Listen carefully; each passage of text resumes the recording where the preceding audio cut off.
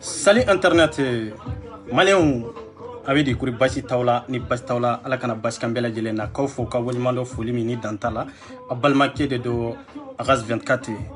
ansigira horonyani dambe ani yere don keneka kawfo ka wolimando folimi ni dantala. Les links c'est notre guide, mais respect à vous. Ni bastila ala kana basi kambela jelena otemenen ko fe sigu ni minemeleke kobe tugodi kiwaraw be kapsa ni basti doro ala kana basi kambela jelena fi manin kalenkali kobe kiwaraw mende be kuri basite ni bastila ala kana basi kambela jelena fitini ni bastila doro ala kana basi kambela jelena ifolendo foli mini dantala bafanjaw ifolendo foli mini dantala iba bokum ifolendo foli mini dantala otemenen ko fe anyere ka publication kelaw bangoninga rere ka fara Mustafa kawfo ka walmando foli mini dantala Malien mandenkaw e Pierre manka famille kawfo ka walmando foli mini dantala ambe kene minka o e différence mi be le lenksi ani arasba di tie sans sabayin kono kanabla fo bi ambe wati mina kumi bi e Pierre ni cederi mo be na do de la kafoko jeklu nunu sigi bagaw ye jonde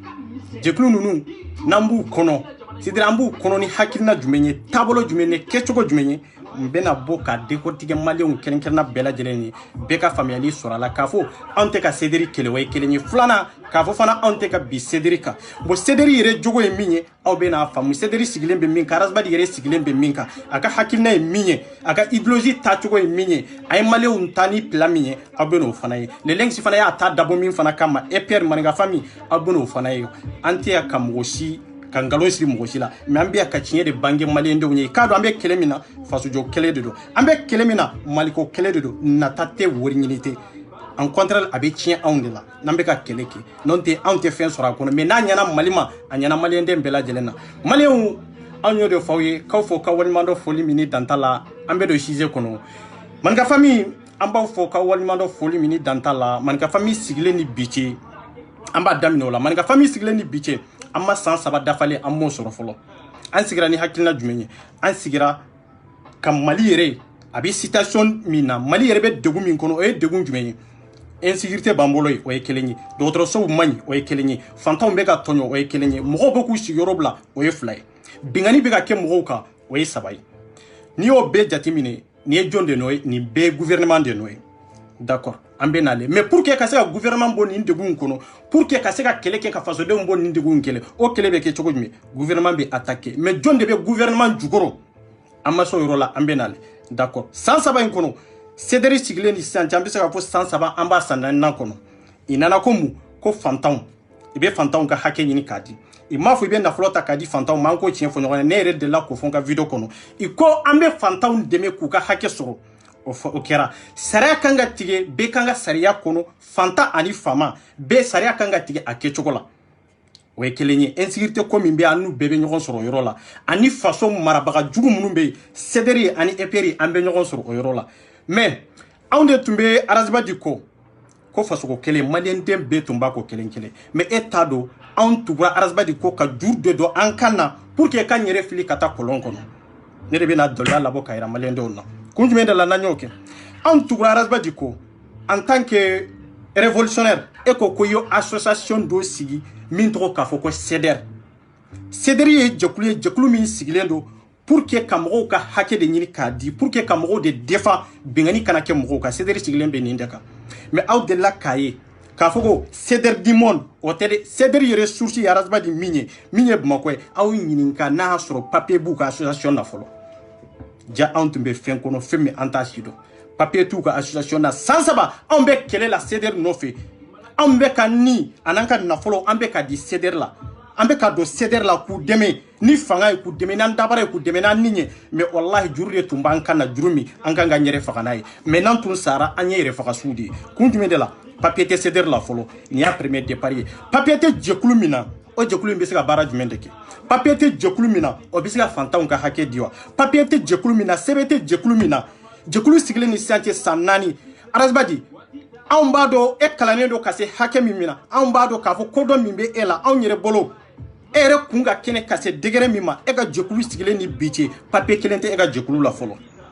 o y'a daminɛ bali ye mais CEDER du monde bɛɛ lajɛlen CEDER fɛn fɛn bɛ diaspora kan papier bɛ ninnu na bon ninnu de bɛ ka baara kɛ ni Bamakɔ CEDER ye o ye kelen ye pour quelle raison CEDER du monde CEDER minnu bɛ diaspora la n'olu bɛ se ka baara kɛ ni Bamakɔ CEDER ye Bamakɔ CEDER papier t'a la o ye sans papier di mais sans papier o de bɛ papier tigiw tɔw gérer sans papier o de ka laɲini bɛ sabati papier bɛ CEDER minnu tɔw la i b'a kɛ kun jumɛn de la daluya jumɛn de la mun de y'a to arazba di ma se ka papier kɛ CEDER la Bamakɔ ye kun jumɛn de la siɲɛ fɔlɔ n'a ye papier k'a la arazba di min yɛrɛ dɔ i b'a gɛn ka bɔ CEDER kɔnɔ parce que i b'a gɛn ni daluya minnu ni hakilina minnu ye n'a y'a sɔrɔ récépissé b'u bolo sisan k'a fɔ ko CEDER ye récépissé sɔrɔ Bamakɔ mɔgɔ fɔlɔ minnu kan k'a gɛn o ye arazba di de ye a siranna o de ɲɛ a ma se k'a engagé pour que a ka se ka papier labɔ papier min bɛ se ka CEDER représenter a Bamakɔ mais a bɛ papier labɔ ka CEDER min bɛ diaspora la k'olu pousser pour que olu ka se ka récépissé labɔ pour que ale ka nafa b'a la ale ka entrée personnelle b'a la ale mako bɛ se ka ɲɛ a kɔnɔ parce que n'i ye diaspora jateminɛ a kalanbali de ka ca a kodɔnbali de ka ca fɛn t'u la fɛn minnu bɛ analyse kɛ pour que ka se ka faamuyali kɛ papier bɛ anw ta la anw ye CEDER sigi Faransi an y'a sigi Allemagne an y'a sigi États-Unis papier b'a la mais anw ka CEDER bɛ ka diriger ni jɛkulu min ye o jɛkulu in yɛrɛ a source ye min ye papier t'o la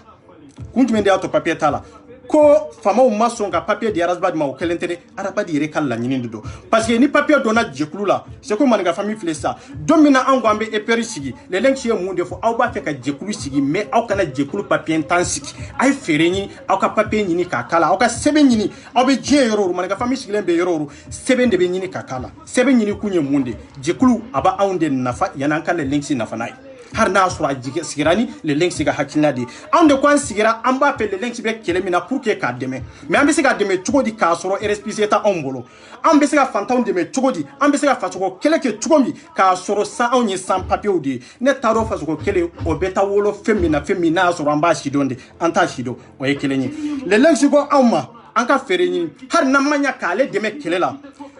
an ka fɛɛrɛ ɲini an ka papier kala papier kun fɔlɔ a bɛ n'o f'an ye ni papier t'an ka jɛkulu la bi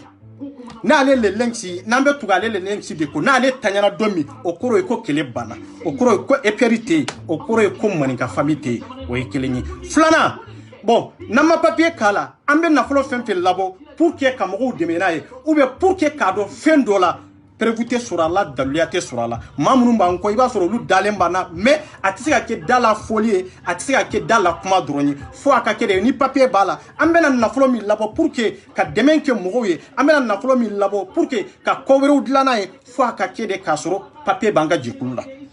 o ye kelen ye o ye prévu fɔlɔ ye filanan n'an ye jɛkulu in sigi an y'a sigi n'anw yɛrɛkun de jɛkulu bɛ diriger ni EPR membre de ye ka taa président na an ka président international ka taa o la ka na bila fo Faransi président fo ka taa Allemagne ninnu ni États-Unis ninnu président fo ka taa fara président tɔw kan mais président international jɛkulu bɛ gérer ni nin de association sigi kan olu b'u ka sariya de sigi k'u ka taacogow sigi k'u ka baara kɛcogo expliquer bon olu expliquerli kɔfɛ baara bɛ kɛ sariya de kɔnɔ sariya min RSPC bɔra n'a ye pour que membre bɛɛ k'a dɔn k'a fɔ ko non ko vraiment ko les links tɛ ka anw ka jɛkulu gérer mais an ni les links bɛ ka baara kɛ ɲɔgɔn fɛ de c'est ça la vérité fo maliyɛnw ka nin yɔrɔ faamu anw ni les links bɛ baara kɛ ɲɔgɔn fɛ mais EPR anw yɛrɛ de b'an ka baara an yɛrɛ de b'a pɛrɛpɛrɛ latigɛ mais an bɛ taa bonya an bɛ taa da les links kɔrɔ yɔrɔ min man ɲi a la kodɔn ni kalan de b'a la a b'a fɔ ko non a ye nin yɔrɔ changer a ye taa nin yɔrɔ fɛ o bɛ faamu komi n'a fana bɛ kɛlɛ la n'a mako jɔra fɛn min na n'a b'a fɛ an k'a dɛmɛ a bɛ na k'a fɔ EPR ou bien Maninka famille ah donc aw bɛ se ka nin ci ɲɛnabɔ n ye wa ou bien aw bɛ se ka nin kɛ n ye wa donna de b'a anw ni les links cɛ mais jɛkulu sigira pour que ka les links de dɛmɛ mais jɛkulu yɛrɛ ye anw de ta ye les links ta tɛ o ye kelen ye filanan parce que a y'a fɔ kun jumɛn de la hakilimaw ni kodɔnnaw de b'a faamu n'an ko ko jɛkulu ye les links dɔrɔn de ta ye an tɛ se ka jɛkulu gérer tugun a bɛ gérer ni les links ka hakilina n'a ka taabolo dɔrɔn de or que anw sigira de ka les links defa mais les links de sera k'a faamu parce que a ko ko a ye jɛkulu in sigi pour que hali n'aw ma ɲa aw ko aw bɛ ne de defa mais jɛkulu a ye baara k'a kɔnɔ aw ka se ka analyse kɛ ka papier k'a la pour que ka président sigi aw ka se ka baara kɛ ordre kɔnɔ sariya kɔnɔ pour que aw ka kɛlɛ bɛ se ka faamu cogo jumɛn na aw ka kɛlɛ bɛ se ka faamu cogo min mais n'aw ye jɛkulu sigi dɔrɔn k'a fɔ ko wa ko Maninka famille ou bien EPR an ye jɛkulu sigi de kana k'a fɔ k'an bɛ les links dɔrɔn de defa donc jɛkulu ye les links de ta ye anw mago tɛ fɛn wɛrɛ la en tant que ni les links ka hakilina in dɔrɔn tɛ an tɛ se ka baara wɛrɛ k'a kɔnɔ en tant que ni les links ma bɔ ni sariya ni hakilina dɔw ye pour que kanu di EPR ma an ka se ka baara kɛ n'a ye jɛkulu an ka présidente bɛ yen surtout anw bolo Faransi yan présidente bɛ yen a ka secrétaire bɛ yen a ka adjoint bɛ yen fɛn bɛɛ sigira sen kan an bɛ boli ni jɛkulu ka hakilina de sariya min b'a kɔnɔ taacogo minnu b'an ka statut kɔnɔ an bɛ baara kɛ ni olu de mɔgɔ bɛ se ka sanctionner ka bɔ jɛkulu in kɔnɔ bi président bɛ se ka sanctionner secrétaire bɛ se ka sanctionner ka bɔ porte parole bɛ se ka sanctionner ka bɔ a kɔnɔ o bɛ se ka kɛ bi mais n'a y'a sɔrɔ papier t'a la a ye lamɛn n'a y'a sɔrɔ papier t'a la an bɛ se ka président sanctionner cogo jumɛn na fo n'a y'a sɔrɔ n'an banna la k'a fɔ ko an tɛ tugu président kɔ fo n'a kɛra o ye mais sariya kɔnɔna la papier kɔnɔna la i mana ko dɔ kɛ ko mun i kan ka sanctionner sariya hukumu kɔnɔna na i kan ka sanctionner nin kɔnɔna la de bon n'aw nana sisan k'a fɔ ko an bɛ projet de kɛ o projet in kɔnɔna na an bɛɛ de bɛna sigi ka kuma n'an nana sigi sisan ka kuma n'an bɛnna min kan an bɛ t'o da les links tulon kan n'a y'a sɔrɔ erreur b'an na a b'an dɛmɛ o erreur kɔnɔ a b'a corriger an ye mais n'a y'a sɔrɔ erreur fana t'a la a b'a fɔ ah vraiment aw ye hakilina min ta a ka ɲi anw bɛ ka baara kɛ nin kɛcogo la mais CDR san 3 a ye lamɛn fɔlɔ ma tila de CDR san 3 an ni Razba de bɛ baara la ɲɔgɔn fɛ min bɛ CDR kɔnɔ min tɛ CDR kɔnɔ an tun bɛ ka juru de don an kan na kan yɛrɛ faga Razba de ma dɛsɛ ka papier sɔrɔ ka RSPC sɔrɔ k'a don association na CDR Bamako la de o tɛ dɛ a banna parce que a t'a nafa o ye kelen ye filanan CDR sigilen don diaspora la diɲɛ yɔrɔ bɛɛ CDR sigilen bɛ yen o ye kelen a sigilen bɛ yɔrɔ o yɔrɔ papier b'a bɛɛ la kelen kelen bon papier b'olu bɛɛ la kelen kelen mais est ce que olu bɛ ka baara kɛ ni RSPC min b'olu bolo sariya min ni hakilina minnu b'a kɔnɔ est ce que i bɛ ka baara kɛ n'a ye i tɛ ka baara kɛ n'a ye mɔgɔ tɛ se k'a fɔ e bɛ jamana ko kɛlɛ kɛ k'a sɔrɔ jamana ko kɛlɛ kan ka kɛ sariya minnu ni hakilina minnu kan k'a fɔ ko e tɛ k'o respecter n'o kɛra i bɛ fɛn fɛn na o ye nkalon ye o y'a fɔlen o ye Razba de ka kɛcogo ye n'i y'a ye Razba de ma sɔn ka papier dɔ Bamako CDR la i ma RSPC sɔrɔ san 4 kɔnɔna na o kɔrɔ ye dɛ Razba de a nafa t'a ye a jɔyɔrɔ t'a ye mais a mago bɛ mun de la n bɛ n'ale don min na Razba de tugura Sumayila ko k'a sɔrɔ a ma RSPC sɔrɔ kun jumɛn de la parce que Sumayila ko a bɛ député 14 ta k'a di Razba de ma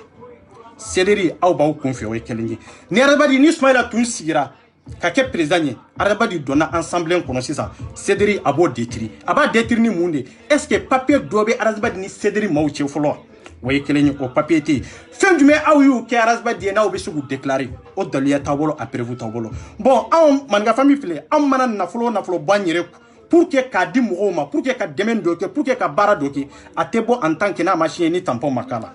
o tɛ kɛ har naw ye 1000 euros de ta ka juru do le lenksi la ambe papier kala o ye kelenye mais c'est de dimon be wori fra ngonga ni ya arsbadi kelela ya ka fo ko aka boni prévu mundi ato prévu masoro o de ato mbe ka fo yo ngo cedric kuno mouton o de kacha kuno kodombali kalambali kunfiu o de kacha kuno prévu masoro la kunjumi de la papier ba aw tala mais papier te mo min tala o de be ka aw gérer parce que avec aw gérer ni kunjumi de avec balawla aba kan nafa soro aw de la aba kan nafa soro aw la choko jumena cedric naflo boyere ku pour que kacha arsbadma papier ta sila daluya ta sila ni mo min nga cedric kono ama koro fra ma kuraka bebe munde fi kwanye ni wori inchi kwa ereshi bia anya tini ndola akera nindatila non o tere français et puis o était prévu de au bena 1000 labo ka signé au ka saria konana RSPC sera minira la parce que jokulu be sigi kando de ka na sigira o kanka donc au ba ci chemi be ka au gere no yarazba di auto kando e kelenye fulana sharia ta le bolo o fulay sabana au ni yarazba di ma sigi ka contrat signé cédri mo ni nyokonte amake parce que amake kunjumenda la aw mamiri kawsigi aw ka sharia konana est-ce que makanga aw dirige ka sur papier talawa cédri tunganga yande analyser folo cédri di mon tunganga yande analyser mais cédri ni mon ma ya analyser kunjumenda la parce que arabari kanu tumbe bela bebolo ka foko arnaquerité bebolo fana ka foko faso jola de do way kelenyi mais arabari yere hakili be ni nyoro la mais amason kunjumenda la na folo fem fe cédri ba labo ka di arabadima daluya tala haruna tara fangala o tisiga convoquer o tisiga convoquer kunjumenda la parce que papier ta ale tala o tisiga kele kunjumenda la parce que ale reste kilendo jekulu mingono papier tala o tisiga ge o tisiga sharia bulaka o isabay bon ni awe RSPC soro sisa ka foko cédri ya ka papier soro cédri banko arasbadi besika zispan ka bo porte parole la en tant que na ma kuma ni jekulu ka hakilna de na ma kuma ni jekulu ka fota de arasbadi sirana ninde nye pour que kasika papier do banko cédri la akunye ninde parce que président mimbe c'était président nye kunjuminde la papier te jekulu mi na fora da de la ka foko isigi e ka ke anka président nye ni ka anka président donnerie comme une fora dala o de be ka to bezere mais papier be to mununa olu te ka fenke pour que ka nafolo ta doro kanadi arasbadma ka foko wa kwambe cédri kuno mante cédri were do me mako cédri daluya tu bolo prévu tu bolo ka foko ko papier kelen de be ko o duru ma mako ka foko cédri reskilen be nin kandika comme Francis cédri be togomi comme Amérique cédri be togomi ato ke togola bon aw ka boni eperi jamana doy ka fo anye eperi sigi ka seni ma hakela ka soro amma RSPC kala ateu anye de fo faso ko kele atekeni confiant ateke en tant que nauti analyse de ki ateke en tant que ni kalankelaw de tawnye ateke fana kafo kaw kalambalu dama aw hakili mana jigi mina doro aw bo ki ateke ninke chokola kalankelaw munun ka kodon kabu munun ka experience kabu munun ka réflexion kabu munun be ko kalama olu de kanga classer place la e ka se ka jekulu gere o de be efier kono aw ta flebi katab makola minyem ba maliba fo kata yoromi papier ba bela jelena bon ngo cédri sigira awnyi mundi ato papier makala d'accord ni papier makala na folo hake mi mbora kadi arasbadma a tiete mo mbe se ga déclarer ni a déclarer na kala arasbadi abi sigi datu kunjumende la prévuté ebolo daluyati ebolo bon wori murumbe ka bota kata di arasbadma cédri tun kanga sobi depuis folo depuis bimasi on be ka wori la bon folo mais wori be boni hakilna jumenye parce que ni cédri mako no lié papier sur bi o papier sur len ko fe président obe sigi président kelente top jama de kuna kavo ebe to président yala bada o henga londi o teke way kelenye flana anaka conseil de besi anaka secrétaire de besi bureau international de besi en tant que ni papier bala aba ko bebe zere olu de teke ka nuko ko min ka fo o de be fo bo cédri bela jelen konana arasbadi ka hakilna drone de be bara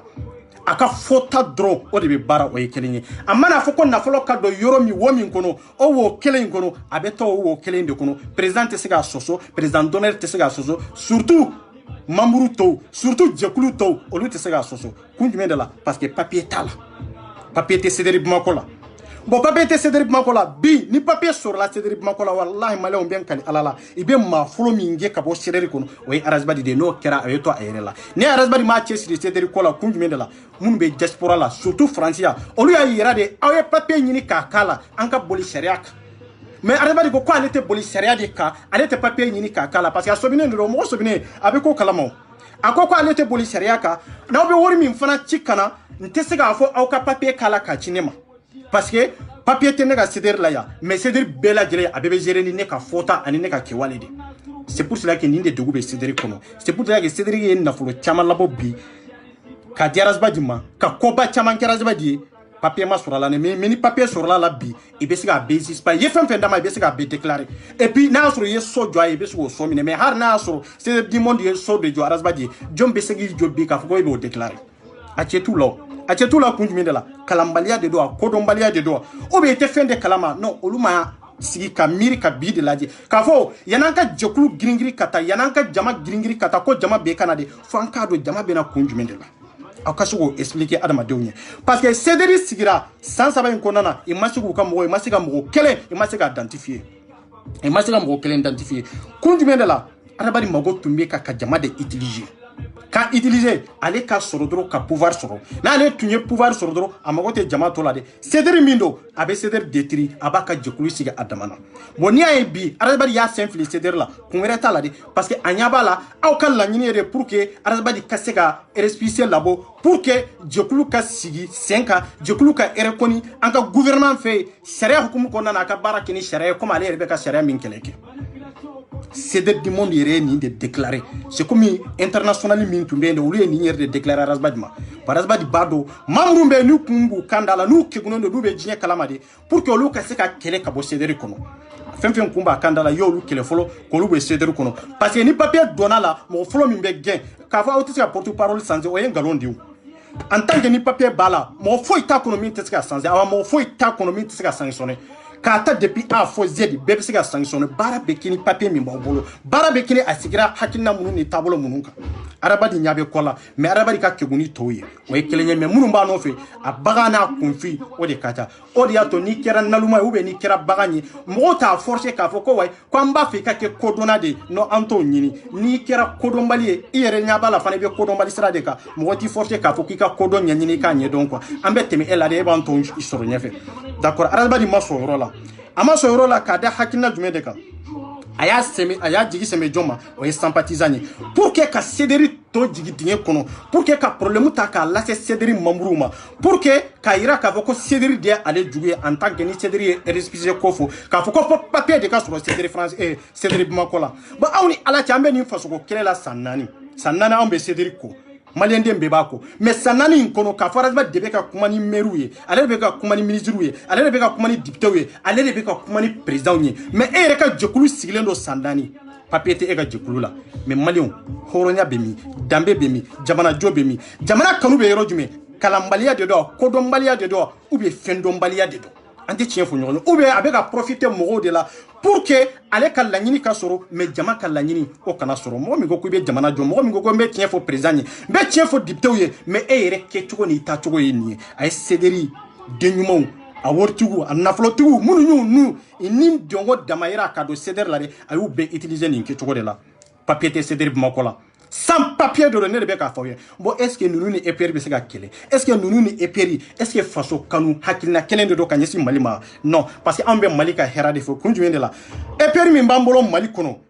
hali n'a y'a sɔrɔ i tɛ maa 300 bɔ anw ye papier ta k'a k'a la an y'a kala kun jumɛn de la an y'a kala k'a fɔ anw ka jɛkulu a sigilen tɛ arnaqueria kan anw ka jɛkulu a sigilen tɛ tilabantiya kan anw ka jɛkulu a sigilen tɛ ka mɔgɔw utiliser a sigilen tɛ nin kan a sigilen don ka bɛɛ ka hakɛ de ɲini i bɛ maninka famille la o i t'a la o an bɛ bɛɛ ka hakɛ ɲini o ye kelen ye filanan faama minnu an ye RSPC ɲini anw minnu fɛ an b'aw kɛlɛ n'aw m'aw jogow ɲɛ awa n'aw ma ɲɛsin peuple de ma k'olu ka hakɛ ɲini k'a di an b'aw kɛlɛ aw mana taa diɲɛ yɔrɔ o yɔrɔ awa maa den kelen tɛ yen i bɛ EPR kanu i t'a kanu an b'i ka hakɛ ɲini mais don min na ni i ye kokɛbali kɛ mɔgɔ la ou bien ka kokɛbali kɛ jamanadenw na ou bien jamana la min bɛ dankari jamana la an b'i kɛlɛ o mɔgɔ ma da awa mɔgɔ si tɛ min bɛ sariya sanfɛ CJ tɛ dulokiba tɛ EPR sigilen bɛ nin kan in de kan o de y'a to mɔgɔw b'a fɔ ko ko an tɛ mɔgɔ bonya non an tɛ maa bonya k'a fɔ ko dulokiba b'i la an tɛ maa bonya k'a fɔ nafolo b'i kun an tɛ maa bonya k'a fɔ ko i kunsigi jɛlen don non maa dɔ bɛ yen a kunsigi jɛlen don mais o tiɲɛli nɔ o de ka jugu ka tɛmɛ denmisɛnninw ka tiɲɛli nɔ kan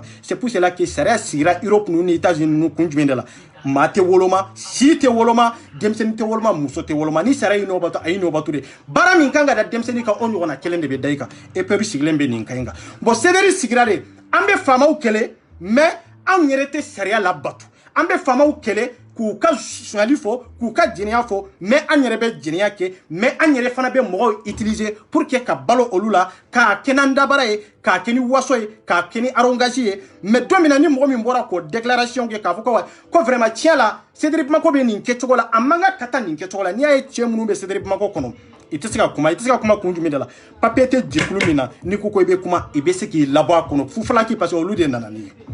c'est pour ça que cɛ caman b'a kɔnɔ minnu tɛ se ka kuma ni Razbadi girinna ka mɔgɔ min wele n'a tɔgɔ ye dɔrɔn o bɛ girin ka taa k'a ka samara to k'i gɛrɛ Razbadi la a kun ye nin de donc e ko e bɛ président kɛlɛ e bɛ président kɛlɛ ka da hakilina jumɛn de kan ni maliyɛndenw kan k'a faamu an ka tiɲɛ yɛrɛ hɔrɔnkan de an k'o de fɔ ɲɔgɔn ye e ɲɛ bɛ jɛkulu jumɛn de la ko jɛkulu de bɛ yen ko a sigira ten dɔrɔn ko a bɛ ka baara kɛ ten dɔrɔn ko sans papier de don k'a nafa bɛ se faso ma awa ko ale de bɛ se ka faso jɔ k'a sɔrɔ ko papier t'a la faso kɔnɔ k'a sɔrɔ ko papier t'a la a sigilen bɛ jamana min kan o ye nkalon de o jɛkulu tɛ Razbadi ye droit kalan ka taa min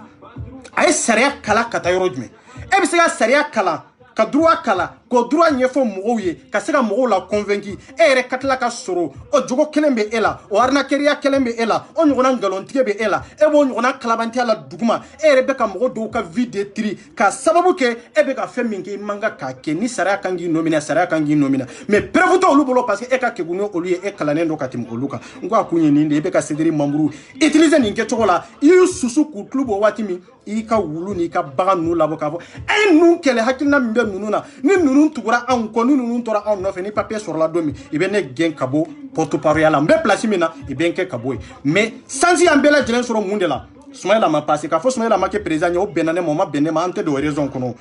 ni Razbadi tun ni Soumaïla tun passera Cédric Mamuru minnu bɛ bi olu bolo k'a fɔ ko u ka jɛkulu bɛ sankɔrɔta a tɛ sankɔrɔta o parce que Razbadi fana b'a ka jɛkulu de sigi a b'a ka jɛkulu sigi de k'a yira Cédric t'a ta ye o ye kelen ye aw minnu bɛ Cédric kɔnɔ aw de bɛ Cédric kɔnɔ mais Cédric t'a tɛ ale ta ye papier ma don aw ni Razbadi cɛ fɔlɔ k'a siɲɛ o y'a fɔlɔ ye o maliyɛnden tɛ maliyɛnden min bɛ se ka Razbadi accuser k'a fɔ ko an ka jɛkulu sigira nin kan de kan e yɛrɛ bɛ jɛkulu in kɔnɔ parce que depuis don min na i y'a kuma fɔ Razbadi ye ko an ka fɛɛrɛ ɲini ka récépissé ɲini Razbadi ko faamaw ko k'u t'a di faamaw k'a fɔ k'u t'a di cogo jumɛn na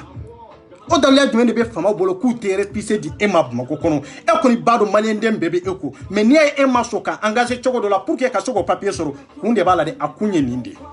parce que pour que i bɛ min sɔrɔ i bɛ min di i bɛ wari min ci ka taa e ma o wari in ka se ka e nafa o dɔrɔn o ye kelen ye filanan e bɛ place min na e kana bouger ka bɔ yen e de ye président ye e de ye secrétaire ye e de ye adjoint ye et puis e de ye Cédric e de b'a bɛɛ gérer o de y'a to an bɛ k'a fɔ maliyɛnw ye Cédric bɛ gérer ni hakilina kelen dɔrɔn de jama ka hakilina tɛ sugi c'est pour cela que o de erreur bɛ Cédric kɔnɔ bon maninka famille dun cɛ minnu b'a kɔnɔ a y'u ɲininka muso minnu b'a kɔnɔ a y'u ɲininka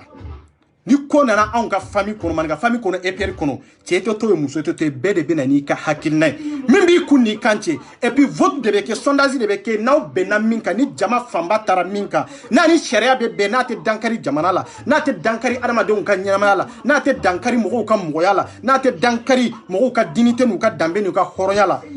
an bɛ feere ɲini hali n'a sɔrɔ o jama de cayara n'a tɛ dankariw la an b'o ta an bɛ baara kɛ n'o taabolo ye parce que anw bɛ baara kɛ mun de kan anw bɛ baara kɛ jama ka fɔta hakiliɲuman minnu sɔrɔla a kɔnɔ pour que jama fanba taara yɔrɔ min an ka se ka baara kɛ n'a ye mais ni jama fanba fana ye tali kɛ o tali in dɔrɔn tɛ analyse wɛrɛ de bɛ k'a kan est ce que kɔlɔlɔ jumɛn de b'a la ka ɲɛsin Mali ma o kɔlɔlɔ an ka se k'o dɔn n'a sɔrɔ kɔlɔlɔ b'a la an b'o yɔrɔnin an b'o sanse bon n'a y'a sɔrɔ fana a bɛ dankari adamadenw ka ɲɛnamaya la adamadenw ka furu n'u ka kanu an'u ka mɔgɔya n'u ka sigiyɔrɔ la n'a bɛ dankariw la o yɔrɔ an b'o annulé an b'a sanse an kan ka kɛ min ye an b'a k'o yɔrɔ ye anw tɛ baara kɛ ni président dɔrɔn ye adjoint dɔrɔn tɛ secrétaire dɔrɔn tɛ parce que anw sigira en tant que ko Mali bon n'an ko ko Mali président dɔrɔn ka hakilina tɛ o n ko président sigira k'a ka gouvernement de sigi EPR sigira k'a ka gouvernement de sigi k'a ka députés sigi ka tila ka maires sigi ka tila ka conseils ni secrétaires sigi EPR sigilen bɛ nin kan de kan mais fɛn min ye Cédric ye o tɛ Cédric kɔnɔ a ye taa Cédric Bamako ɲininka ko ne bɛ ka min fɔ n'a sɔrɔ nkalon de don n'a sɔrɔ cɛ b'u la cɛ min bɛ se k'a sɔsɔ walahi a tɛ walahi a tɛ wallahi hali kunu ye weleli de kɛ don ye weleli de kɛ Razbadi b'a dɔn ne ye kuma in mɛn min na Razbadi b'a dɔn parce que ne tun bɛ fama papier tun t'a la o ye kelen ye mais kunu ye weleli yɛrɛ de kɛ Razbadi yɛrɛ terikɛ ale yɛrɛ teri ale yɛrɛ teri a t'a dɔn k'a fɔ min b'a janfa de wallahi bila Razbadi ɲɔ de fɔ sa e trahira ka ban quoi bon papier min t'a la c'est pour cela que minnu bɛ baara la a bolo minnu bɛ Cédric Bamako kɔnɔ olu tɛ se ka engager k'a fɔ ko sariya la nin kan ka aw delila k'u ka président mankan mɛn wa aw de la ka Cédri Bamako président mankamea k'a fɔ ko nin kan ka kɛ nin kɛcogo de la est-ce que o kan ka kɛ de non ne hakili la ni document bɔra ni sɛbɛn bɔra sisan n'aw nana n'a ye président de b'a lajɛ donc an ka fɛɛrɛ ɲini an k'a lajɛ majorité bɛ min ta o de ka kɛ ka jamana jɔ o de ka kɛ ka baara kɛ o kan kan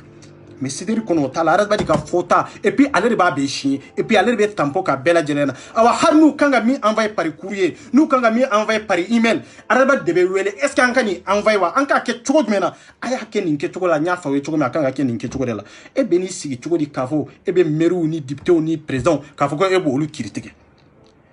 e b'olu kiiri tigɛ cogo jumɛn na k'a fɔ ko an ka sɔntigiw ka se ka e ta e ka kɛ maire ye an ka commune kɔnɔ surtout e ka kɛ maire ye e ka kɛ député ye an ka commune kɔnɔ o tuma fa de bɛ maliyɛndenw na wa ou bien maliyɛndenw t'u yɛrɛ kalama de ya maliyɛndenw t'u yɛrɛ kalama de ya jɛkulu fitinin min bɛ e bolo e ma se ka papier k'o la est ce que e bɛ se ka kɛ mɔgɔ ka maire ye e bɛ se ka kɛ jamakulu ɲɛmɔgɔ ye ba arasibadi ni ɲamadenya ni kodɔnbaliya de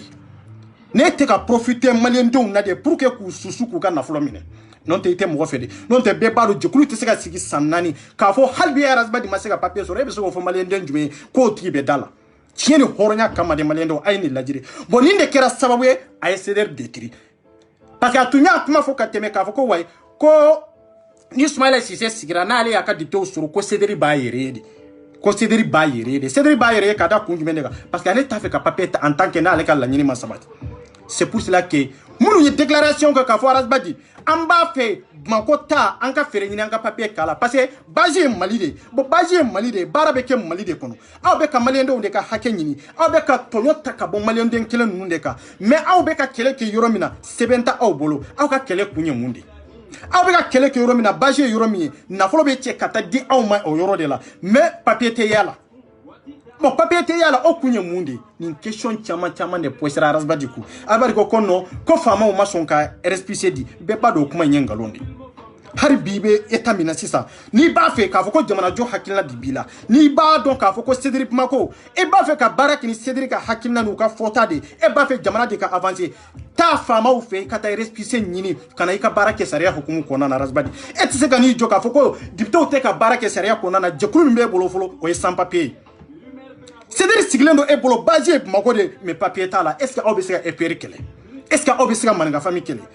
est ce que aw na anw ye kalan sugu kelen kɛ wa est ce que e ni Lelensi est ce que aw ye kalan sugu kelen kɛ wa est ce que kodɔn sugu kelen bɛ aw la wa est ce que hakilina sugu kelen bɛ e ni Lelensi la wa non fo ka diɲɛ wuli n y'o de fɔ n ko walahi aw san 100 ou bien san 40 o de bɛ maninka famille ni Cédri o de b'a ni ɲɔgɔn cɛ anw b'aw ɲɛ ni san 100 ye awa e arasibadi Lelensi bɛ e ɲɛ ni san 100 de parce que ko e tɛ diɲɛ kalama don min na e bɔra k'a fɔ ko wayi ko k'i ka mɔgɔw identifier ko parce que e ma se ka nin faamu o kɛra waati jumɛn Soumaïla perdu la IBK ko a tɛ wuli o don na i donna groupe ka anw yɛrɛ kan k'a fɔ ko aw ka laɲini ye de k'a ta génération na ka taa bila Cédri groupe fɛn fɛn bɛ yen fo i ka se ka mɔgɔw identifier parce que jama min bɛ e kɔ o ye arabadi ka fɔta de ye n bɛ ka min fɔ wulibali de don walahi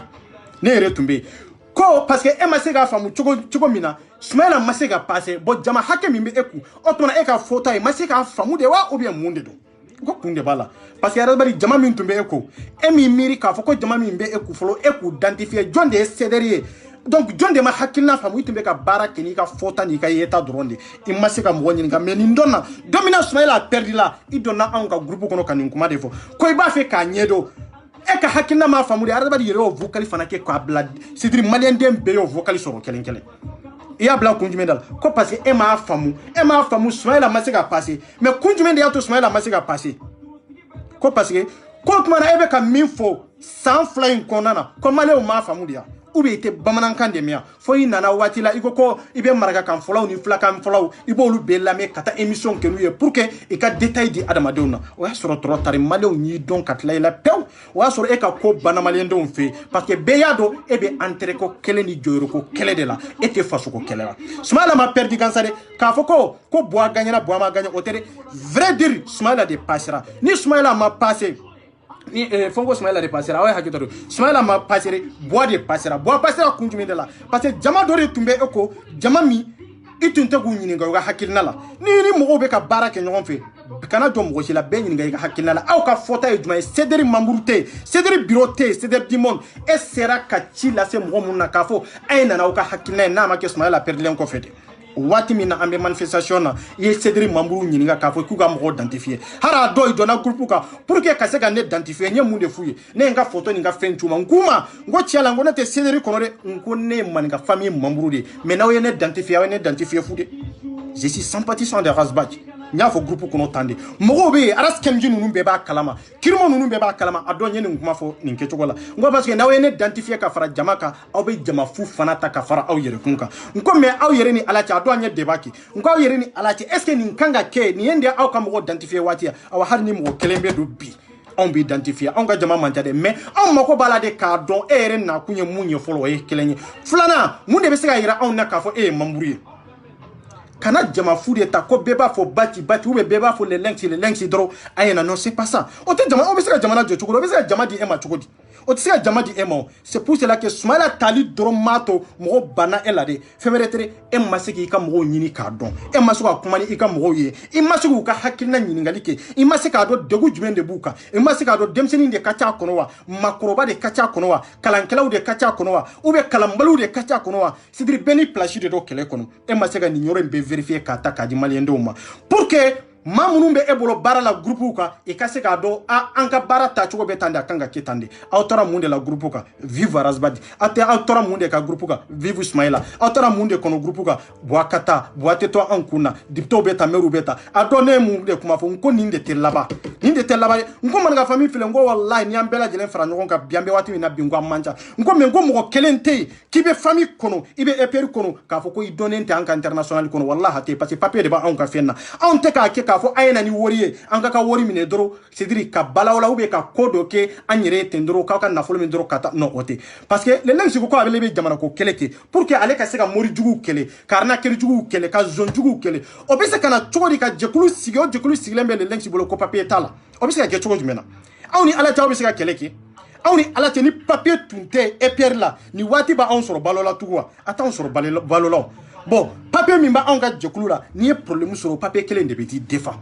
c'est ça n'i ye problème sɔrɔ o papier kelen sariya min b'a kɔnɔ n'a y'a sɔrɔ i ye sariya de violer i man ka min kɛ sariya kɔnɔ min ta anw ka document kɔnɔ n'i taara o kɛlɛ kɛ an kan k'i kɛlɛ cogo min an bɛ kɛlɛ nin kɛcogo de la bon Cédric ka membre jumɛn de datugura prison na k'a fɔ ko Cédric Bamako wulila ka t'u présenter n'u ka papier n'u ka document ɲɛ k'a fɔ wa anw ka membre de don an b'a fɛ k'a défend nin kan de kan anw ka sariya kɔnɔ an ka jɛkulu sigira nin kan de kan et puis a sigilen bɛ nin fɔta in de kan nin kɛwale ninnu de kan ka k'a kɔnɔ bon aw y'a minɛ aw man kan k'a minɛ k'a da nin de kan kun jumɛn de la papier tɛ jɛkulu min na o bɛ se ka mɔgɔ défend wa papier tɛ jɛkulu min na e bɛ minɛ o jɛkulu kunkanko kuma la a kunkanko fɔ t'a la e bɛ ka fɛn min kɛ jɛkulu kɔnɔ e ye sans papier de papier tɛ e la e ni ala cɛ ni e minɛna ka datugu jɔn bɛ taa interview kɛ jɔn bɛ se ka kɛlɛ kɛ k'a fɔ ko pour que e ka bɔ prison na daluya jumɛn de b'aw bolo est ce que preuve b'i bolo preuve t'u bolo o de y'a to depuis Cédric membre fɛn fɛn minɛna ka datugu a y'a bɛɛ ɲininka kelen kelen ko n'a y'a sɔrɔ i sera ka engagé i bɛ mun de fɔ ko an ka to sariya kɔ an ka to sariya kɔ o tɛ dɛ Cédric document de t'u bolo kuma bamanankan ye nin de papier de tɛ Cédric Bamako la sans papier de don RSPC t'u bolo san 4 aw bɛ ka fantanw dɛmɛ san 4 aw ko anw ka hakɛ donc yan'aw ka anw ka hakɛ di fɔlɔ hakɛ min bɛ anw ni Razbach cɛ e sera k'o dafa fɔlɔ wa e ma se k'o dafa e ko e bɛ maliyɛndenw ka hakɛ ɲini gouvernement bolo bon e kan k'o ɲini ni papier min ye fɔlɔ o papier tɛ e bolo e ko e ye ministre den ye e ko e bɛ kuma ni député ye e teri ye député ye e teri ye maire ye e teri ye ministre ye e teri ye juge ye Razbach o tuma na o e ka analyse ye mun de dɔrɔn d'i ma an ka tiɲɛ yɛrɛ de fɔ ɲɔgɔn ye de nin de b'a yira anw na k'a fɔ Razbach ye profiteur de nin de b'a yira anw na k'a fɔ Razbach ye maliyɛndenw utiliser de surtout Cédric membre minnu bɛ k'u utiliser ka se ka balo ni olu ye e tɛ se ka députés kɛlɛ nin kɛcogo man ɲi e ka jɛkulu pour que a ka se ka e ka membre défend pour que e bɛ kɛlɛ min na e bɛ kɛlɛ min na k'a fɔ ko e nana ka fasodenw de défend hɔrɔnya ni danbe kama de k'a fɔ ko papier t'o la Mali kɔnɔ o bɛ se ka kɛ cogo di est ce que o bɛ se ka faamu est ce que o bɛ se ka don mɔgɔ yɛrɛ kun na ne hakili la e tun kan k'i ka dignité kan k'i permettre de cogo bɛɛ la hali n'a sɔrɔ Cédric membre ma ɲɛ de ka e sanctionner ka bɔ tiɲɛ ni hɔrɔnya kan e kan ka papier de ɲini ka don Cédric la fɔlɔ mais papier tɛ aw ka jɛkulu la fɔlɔ papier tɛ Cédric la fɔlɔ bon papier tɛ Cédric la aw bɛ kuma au nom de Cédric min bɛ France yan o de céderi charia bo olu de bolo olu de be saria kan et puis olu de be se ka bara kenu ka papier fana e te se ki to ka papier ntanya la ka fo céderi min be Francia o be céderi min be Amérique min be Canada min be Allemagne ka fo min be Espagne ka fo papier de e bolo mako ka fo ko e ka hakilla ka marché olu bolo o tona mamunu bo jekulu in kono mamunu bo jekulu nu nyemo yala olu fana te fende kalama ou bien kodon ni kalande to olu lawa ou bien olu te fende olu e jekulu sigidro ka fanga karsa defa tendro dala dro jekulu sigira dala asigira hakilla min ka dala dro i ka marché hakilla ka e mais no kala jamana be se ka bonno la tugodi c'est pour cela que sans saba kono sanani kono céderi masika barake mali kono ani mali koka fem be se ka lakal c'est pour cela que sans saba kono céderi masika foike parce que monde la ne reba tunye papier kenina araba ka musoko folo mi mbora ni buya video labo kata fere dépôt don araba tumbe sanctionner kabo céderi kono dépôt don ni papier tumba la araba di rebo kalama voilà araba di rebo kalama ni papier tumbe céderi la dépôt don folo araba di kanga sanctionner oye kelenye flana ni papier tumbe céderi la céderi mako la aba swela tara don folo mi o don céderi tumba déclarer ka foko amma jinai mais monde ya to e ma se ka déclarer papier ba awla diaspora de ka mais papier ta awla bumako mais papier te munu na bumako olu fanga bo olu de la olu de be se ka o diriger olu de ka fota anu ka yeta o de be la bara o kelen na bela jelen bolo ngoy ko do mbalia de o de be ka to utiliser ni hake do hake mi e manga kake ku je ka hake la ki ka hake jagwa ta ka dawku ka soro e ka hake mfana o te chien o te sere e sereri utiliser ni ke choko de la ka kel muruba e ka susu ka klubo parce que ko CBE tugulembe eko ni jekulu tugulembe eko e kanga jekulu demere jekulu ka avancer jekulu ka hakilna ka se ka kodo ni kalansoro jekulu ka hakilna ka se ka jamana don ka hakke ni kadi jamana don tono mumbuka no bi se ka jamana don deme ka bo otonyo kono mais e yere be ka jekulu bala ka hakela e yere be ka jekulu utiliser comme le muruba e be se ka hakke jumene sama kadi jamana don tola ka soro e ma mindi ka jekulu ma ni ay arabadi be ka minka awla ni ay le lenki to ko nyona ka awna femere to yani ka fo beta mawere defa amunu be jekulu kono fono nan sigilendo le lenki kama ka fambe le lenki defa anye papier de nyini ka do antala et puis anka barakeni jama kulu mi mbambolo nu na kanya ka fo ko malide na na kanya ka fo ko le lenki ka hakina ka defa femere taw ni le lenki de man ga fami be et puis be ambe baraka anga shera na nga hakina ko o kelenye flana nam mako be min nambe le lenki nyinga ibi sigan deme nin kankade o de bawni le lenki je bonya ani karama na be se abandeme c'est ça la vérité na fana mako be min na kanga deme abandeme mais arasba di esko baladi fin du monde be passer cédric kono ne arasba di ka ordre de mission dete ne arasba di ka sariya sigile nyerde dete est-ce abi siga passer cédric kono ate passé bon ale bo kuma la papier ta ale yere la folo ale rebe jekulu min kuna papier to la folo mais jekulu be munun bolo papier be munun bolo mais ale ka sharia na ka fota na ka fanga de be ko olu diriger bon ni jekulu siglendo nin kanka arabadi ta tugo ni awni ala che malien don arabadi be siga munde ke malien folo aw munun be ka foko vivre arabadi aw munun be ka foko be fasko kelela horonya ni dambe kama malidenya kama le lenki ni arabadi horonya ni dambe be jonna jamana yere kanu be jonna jamana basigili be jonna jonga hakina e beki ga hake soro jonga hakina e beka bo degun kono jonga hakina e fama be barajugu kemina akase ga dabla ni ay sans saba kono arabadi be kelela amma se ga boni prévu kunjumende la prévu te bolo parce que prévu te bolo prévu min kanga soro e bolo o yede na soro est ce papier be ka jukulu la folo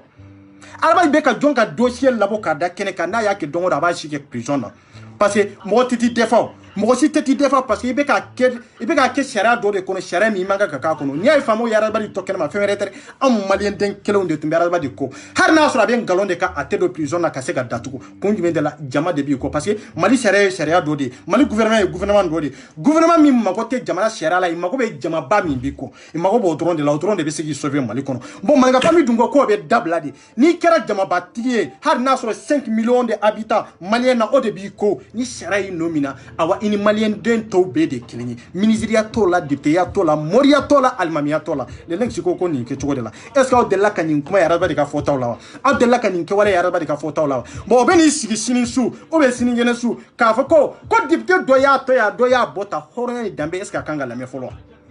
parce que lameni ani ka se ka mo la convaincu ka se ka mo la so fo aka soro e yere be ka min fo folo est ce que jogo be ela folo e yere be ka min fo folo est ce que e sera ka kele ki ga jokulu kono kono mo ma se ka jokulu mara mo me se ka jokulu ka hake di e be ka jokulu ka hake bosi ka fo ko e be dipto kele eni ala ti o dipte kele nu mam sani eni ala ti o meri kele nu mam sani eni ala ti ibe ka mam sani amana ke chogo che ibe ka association mimbe no erpemu olu ka papier b'u bolo RPM olu sigilen do sariya dɔ de ka sariya min n'u bɛ se ka hari i bɛ ka sanctionner ka bɔ a kɔnɔ mais e ka jɛkulu tɛ se ka e sanctionner i tɛ se ka cɛ sanctionner cɛ o cɛ sanctionner ka bɔ jɛkulu kɔnɔ CDR kɔnɔ a ordre bɛ bɔ Bamakɔ de Bamakɔkaw de b'a signé ka fɛn bɛɛ kɛ k'a ci papier tigiw ma papier b'aw bolo Faransi mais a ye karisa sanctionner karisa ka bɔ jɛkulu kɔnɔ o b'a yira depuis o yɔrɔ la k'a fɔ aw ye papier ɲini mais aw ka papier ɲini k'u ko nafa t'a la parce que aw souci yɛrɛ ye mɔgɔ min ye n'o ye Arazbadi ye papier t'o bolo fɔlɔ donc aw bɛ se ka Arazbadi kɛlɛ wa aw tɛ se ka kɛlɛ o c'est pour cela que a ye sympathisants a y'olu gɛrɛ a yɛrɛ la pour que olu ka nafolo olu k'o ɲini k'a d'a ma ka se ka sow jɔ a ye pour que a ko olu fana utiliser ka se hakɛ dɔ la a mana se état dɔ la a bɛ papier ɲini k'a don sympathisant ninnu na parce que a ka nafa b'o de la mais a mago tɛ CDR la de n b'o fɔ aw ye bi don nataw la Arazbadi bɛ n'a yira k'a fɔ ko RSPC bɔra sympathisant kan ka tɛmɛ CDR Bamako kan parce que CDR Bamako hakilina mun bɔ olu la taacogo mun b'olu la olu ka laɲini yɛrɛ papier min kan ka sɔrɔ i ka se ka sanctionner mais président min bɛ président tɛ se ka papier ɲini o fo Arazbadi yɛrɛ de k'a sen don papier ko la Bubula min don o tɛ se ka papier ɲini o bonya ni karama yɛrɛ tɛ Bubula kan a bɛ CDR kɔnɔ dɔrɔn bonya dari kan dɔrɔn k'a fɔ ko ye président d'honneur ye mais dabara la mais ani kɛwale ni action kɔnɔna na Bubula tɛ jate foyi kɔnɔ a bɛɛ yen dɔrɔn comme gerebu a bɛɛ yen dɔrɔn i bɛ ka utiliser ka image yira mɔgɔw la dɔrɔn Bubula y'an ka président d'honneur ye président d'honneur de don a sigilen ni bi cɛ san 4 kɔnɔna na aw sera ka fɛn kelen de di Bubula ma k'a fɔ Bubula tiɲɛ la an b'a fɛ ka taa nin sira de kan e ka hakilina ye jumɛn a ma deli ka kɛ fɔlɔ Bubula balolen bɛ yen de a ma deli ka kɛ ne n'a ma kuma de mais tiɲɛ tiɲɛ de hɔrɔnya danbe kama parce que e tɛ se ka association sigi ni kelen ka hakilina ni kelen ka dɔnni ye quoi parce que ni e taɲana don min o kɔrɔ de ko CDR ko banna fo i ka se ka nin yɔrɔ in de faamu n ko le lenki y'o de fɔ a ko a y'a sigi aw ka président n'a ka fɛn bɛɛ sigi aw ka papier ɲini a la aw ka boli aw ka sariyaw kɔnɔ n'o kɛra don min n'ale ni lenki n'ale ye kɛlɛ bila don min anw b'a nɔ la an b'an ka kɛlɛ kɛ ou bien n'ale taɲana don min toujours anw bɛ ka vie mais don min na n'an ko k'an tɛ papier k'a la ko ale ka hakilina ou bien an ka baara kɛ ni ale ka fɔta dɔrɔn ye ko ka taa dɔrɔn bon don min na n'ale tɛ yen est ce que EPR bɛ yen don min na n'ale tɛ yen est ce que Maninka famille bɛ yen a tɛ yen o tɛ yen o bon CDR fana bɛ nin kɛcogo la ni Arazbadi tɛ yen o est ce que CDR bɛ yen wa a tɛ yen o pour que CDR ka se ka avancer pour que CDR ka jɔ tiɲɛ kan i bɛ ka kɛlɛ mun kɛ k'a fɔ ko tiɲɛ yɛrɛ yɛrɛ la k'a fɔ k'u ka kɛlɛ ko a bɛ nafa ɲɛ de f'u ka papier de sɔrɔ fɔlɔ mais papier tɛ se ka sɔrɔ en tant que ni Arazbadi de ma engagé bon ni Arazbadi ko a bɛ engagé i bɛ nafolo min labɔ wari min bɛ labɔ ka taa k'a fɔ ko a ka don nin yɔrɔ la ko papier de bɛ k'a la président de b'a signé k'a labɔ a kan ka don yɔrɔ min wari tɛ tɛmɛ Arazbadi tigɛ kan tugun awa dɛmɛ foyi tɛ min bɛ tɛmɛ Arazbadi tigɛ kan tugun n'a ma ɲɛ ka taa kɛnɛ kan a bɛ taa kɛnɛ kan de ka taa kuma fɔ mais nafolo foyi tɛ yen k'a fɔ ko a bɛ sira de fara tugun ka don Arazbadi tigɛ mais bi an bɛ waati min na komi sisan san 3 in kɔnɔ nafolo fɛn fɛn taara Bamakɔ a bɛɛ bɛ tɛmɛ Arazbadi de tigɛ kan n'a y'a yɛlɛma cogo min a ka d'a ye nin kɛcogo de la parce que papier t'a la cɛ tɛ min bɛ se k'a kɔrɔfɔ cɛ tɛ min bɛ se k'a sɔsɔ mais n'a sɔrɔ papier b'a la bɛɛ bɛ se k'a sɔsɔ sariya kɔnɔ et puis bɛɛ bɛ se k'a yira la fana k'a fɔ nin t'i ta ye i man ka nin kɛ awa i ka fɔta an ma jɛn n'a ye an ka taa nin tacogo in de fɛ jamana bɛ jɔ nin kɛcogo de la o jɛkulu yɛrɛ bɛ banba nin kɛcogo in de la jɛkulu kanu bɛ don adamadenw na nin kɛcogo de la basigi bɛ sɔrɔ jɛkulu kɔnɔ nin kɛcogo in de la mais minnu bɛ girin-girin la ko CDR aw y'a conséquence yɛrɛ aw ko CDR mais aw ye CDR tacogo ye de aw ko aw bɛ fantanw ka kɛlɛ kɛ mais aw ka jɛkulu in yɛrɛ lajɛ Arazbadi ma sɔn ka papier kɛ jɛkulu in na bon cɛ caman de bɛ minnu t'a kalama k'a fɔ ko papier tɛ CDR la dɛ CDR bɛ nin kɛlɛ in na san 3 sans papier de don Arazbadi bɛ nin mankan fu la san 3 san 4 wallahi sans papier de don bon ninnu sigilen don ka député guruja aw ye député guruja n'u bɛ nkalon kan hali u ka sɔrɔ nkalon kan yɛrɛ aw man kan k'u guruja k'a sɔrɔ aw yɛrɛ ma papier ɲini aw yɛrɛ ye c'est ça la vérité e bɛ ka mɔgɔ min kɛlɛ ko ye sariya dɔw violer mais e yɛrɛ ɲɔgɔn sariya violer la tɛ est ce que e kan ka olu kɛlɛ wa e ko i bɛ ka maɲi mais est ce que e yɛrɛ ka ɲi fɔlɔ wa i bɛ ka su ka fisa ni e ye c'est ça la vérité e ko i bɛ ka ye peuple tɔɔrɔ wa tiɲɛ la i bɛ ka yan tɔɔrɔ mais est ce que e de ma peuple tɔɔrɔ ka tɛmɛ i bɛ ka fana kan wa parce que e y'i ka hakɛ de ta tɔw ka hakɛ sanfɛ e y'i ka fanga de yira tɔw fana la comme i bɛ ka min ɲɔgɔnna ka anw na o b'a yira anw na e man kan i bɛ ka kɛlɛ yɛrɛ an minnu kan ka i bɛ ka kɛlɛ o ye de an minnu kan b'an ka hɔrɔnya n'an ka dignité kan an minnu ye Mali lajɛ o b'a yira anw na k'a fɔ Arazbadi e ma Mali lajɛ parce que e tɛ se k'a fɔ ko Mali ka jɔ e tɛ se k'a fɔ k'a fɔ ko wallahi ko nin bɛ nin kɛcogo de la nin kan ka yɛlɛma k'a sɔrɔ e yɛrɛ ma yɛlɛma Mali in kɛ jɔ en tant que na anw de tɛ Mali in tɛ avancer en tant que anw de tɛ c'est pour cela que 2018 an tugura i kɔ pour que élection in kɔnɔna na an ka se ka faamuyaliba sɔrɔ o tɛ dɛ an tun bɛ ka baara kɛ ni Arazbadi dɔrɔn ka hakilina de kun jumɛn de la an kɔnɔ mɛn na dɛ an tun bɛ ka baara kɛ n'i ka hakilina ye o de y'a to Sumayila ma se ka gagner o de y'a to Sumayila ka ko ma se ka faamu parce que an bolo k'a fɔ ko Mali dan ye Bamako de ye or que Bamako tɛ pas pareil Mali ko la pour que e ka se ka kɛlɛ ko en tant que révolutionnaire e Arazbadi e ka kɔrɔ ni ka kalan ɲi bila niveau min na e tun kan ka bɔ de Malien do an bɛna kɛlɛ de kɛ ko faso n'an ma ɲa ka kɛlɛ kɛ ko faso Mali dan tɛ Bamako ye mais aw delila k'a ye k'a fɔ Arazbadi ka kuma fɔta ko a taara région kɔnɔ wa ou bien ko a taara cercle kɔnɔ wa ou bien ko a taara commune kɔnɔ wa non ni Arazbadi ka fɔta ye yɔrɔ yɔrɔ a yɛrɛ de bougera ka taa manifestation na ye pour que ka taa yɛrɛ yira jama dɔ la ka taa yɛrɛ yira région dɔ kɔnɔ k'a fɔ ko wa ko ne de ye Arazbadi ye ne de bɛ ka députéw neni ne de bɛ ka ministrew neni o de tun y'a ka fɔta ye mais a ka expérience tun kan k'a faamu ka taa sira minnu kan ka taa hakilina minnu kan a m'o kodɔn n'o kalan a ma se k'o sɔrɔ kun jumɛn de la en tant que révolutionnaire en tant que ni e ko k'e ye jeunesse ɲɛmɔgɔ ye ko e n'a kun ye changement de ka kɛ changement tɛ k'i ni maakɔrɔba ye a bɛ k'i ni denmisɛnnin de ye e ko changement ka kɛ e taara Soumaïla Cissé da o tɛ changement ye o kɔrɔ ye toujours an b'o dominer kɛlɛ kɔnɔ c'est ça i ma se k'o yɔrɔ expliquer adamadenw ye i ka se k'a faamu o ye kelen ye o ye maa caman ba i bolo mais o dɔrɔn tɛ dɛ pour que a ye Arazbadi Soumaïla Cissé ma se ka place sɔrɔ Mali kɔnɔ pour que hari i bɛ ka katahari dɔɔni kun jumɛn de la i b'a dɔn parce que e danna Bamako de mais i ma don Mali tɔ la Maliens ni yɔrɔ in bɛ balaw la mais nin kana balaw la wallahi billahi n bɛ ka kɛmɛ de f'aw ye Arazbadi tun bɛ kɛlɛ la waati min o de y'a to o don na n y'a ka image kɔrɔ n y'a publier a ka 2018 image n y'a publier kun jumɛn de la bi jama min bɔra 2018 bi wallahi fo ka diɲɛ wuli Arazbadi tɛ se k'o jama ɲɔgɔnna labɔ a tɛ ka labɔ kun jumɛn de la fɔlɔ a tun bɛ ka baara kɛ cogo min hakilina kɛlɛ min kan a n'a tun bɛ ka kɛ ni fierté min na a n'a tun bɛ ka tiɲɛ jala minnu fɔ a n'a tun bɛ ka minnu fɔ an ye tiɲɛ la est-ce que bi a bɛ k'a fɔ a tɛ k'a fɔ o ye kelen ye a sanna ani gouvernement tɛgɛ bɛ ɲɔgɔn bolo a yɛrɛ ka kuma ko a ka invité ye Buwa ye bon e san 3 san 4 kɛ Buwa e ma laɲini hali dɔn kelen ko Buwa ka n'i sigi pour que e ka grand dossier la e ni Buwa ka sigi ka kuma a k'a dɔn k'a fɔ Mali bɛ nin situation de la a k'a dɔn k'a fɔ e ta tɛ intérêt ko kelen e ta ye de jamanadenw bɛ degun min kɔnɔ yanni élection filanan ka kɛ fo bi de e b'a fɛ ka Buwa invité ka taa n'a ye i ka grand dossier kan e Malien denw an tɛ tiɲɛ fɔ ɲɔgɔn ni Arazbadi sannen tɛ ni kasa million tɛ Arazbadi bɛ Buwa invité ka taa n'a ye kun jumɛn de la san 3 ye ko kɛlɛ la e ma se ka Buwa invité parce que e ka sira tɛ Buwa ka nafolo la parce que Buwa tɛ e balo Malien denw de e jigi ye Malien denw de o san 3 in kɔnɔ parce que e b'a dɔn n'i bɔra anw ko e bɛ sa n'i bɔra anw ko fɛn bɛ kɛ e la min tɔ ye o waati y'a sɔrɔ i bɛ anw Malien denw ko i y'a jigi ka anw de anw fana jigi ye o san 3 in kɔnɔ i mago tun tɛ Buwa la n'o tɛ mama de tun don i tun kan ka IBK wele ka na sigi faden kɛnɛ kan hɔrɔnya kɛnɛ kan danbe kɛnɛ kan Malien denw bɛ tɔɲɔ min ni ɲani min na an ka sɔrɔdasiw bɛ ka faga cogo min mun y'a bali n'u tɛ ka kɛlɛkɛ mina sɔrɔ mun y'a bali n'u su tɛ se ka na jamana kɔnɔ e ka so k'o pɛrɛpɛrɛlatigɛ Buwa ye o pɛrɛpɛrɛlatigɛ waati e tun kan k'o expliquer Buwa ye waati min o waati tɛmɛna e tun man kan ka Buwa wele bi k'a fɔ ko Buwa bɛ na e ka siɲɛni sanfɛ k'a fɔ e bɛ na kuma ni Buwa ye e tɛna foyi fɔ Buwa ye bi ni kumakan duman tɛ e tɛna foyi fɔ Buwa ye bi fo fɛn min ka di Buwa ye fɛn min bɛ se ka Buwa bilasira e bɛna o dɔrɔn de fɔ Buwa ye bi pour que dan kana kari e la Arazbadi e mana keguya cogo cogo a dɔn ko EPR bɛ yen e mana kɛ cogo cogo a fɔ k'a fɔ Mali tɔ la faamuyali kɛbagaw de b'a bolo kalankɛlaw de b'a kɔnɔ kodɔnnaw de b'a kɔnɔ surtout maninka famille kɔnɔ an bɛ analyse kɛ dɛ anw bɛ analyse kɛ et puis an bɛ recherche kɛ recherche dɔrɔn tɛ anw bɛ ko ɲɛɲini de ka bɔ n'a source ye c'est pour cela que an tɛ bin mɔgɔw kan ko n'i b'a kɔnɔ an ɲɛ b'a bɛɛ lajɛlen na o tɛ Arazbadi dɔrɔn ye o ye Sidiri Mamuru de ye i bɛ wo o kɔnɔ ne 24 wallahi billahi n bɛ yen o ye kelen ye Arazbadi o mama ko nana e tun kan k'a fɔ de n'a y'a sɔrɔ jamanajɔ tun bɛ Arazbadi la dɛ a ye lamɛn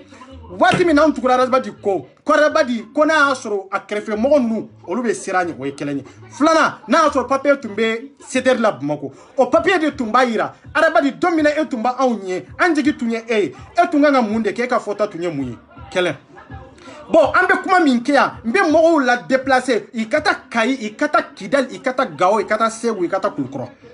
a ye taa jeunesse ɲɛmɔgɔ min bɛ réseau na aw ka taa n'olu ka sigi ka kuma jamana bɛ jɔ nin kɛcogo de la de bon n'aw sera Kayi jeunesse ɲɛmɔgɔ ma ou bien Kidali ou bien Gao Mopti aw n'o ɲɛmɔgɔ ninnu sigira ka kuma o sigili kɔfɛ o ɲɛmɔgɔ ninnu minnu bɛ réseau kɔnɔ olu fana cercle hakɛ min bɛ aw ka réseau kɔnɔ aw n'olu fana bɛ sigi ka débat kɛ nin kumakan in de bɔra Bamako jeunesse fɛ yen k'an kana fɔ aw minnu bɛ réseau kunna yan bon réseau in kunna yan an nana nin kumakan in de f'aw ye donc aw bɛ nin lase aw ni minnu yɛrɛ fɛ cercle kɔnɔ cercle hakɛ min b'aw bolo a y'u ɲɛmɔgɔw wele aw n'u ka sigi ka kuma jamana bɛ sigi nin kɛcogo de la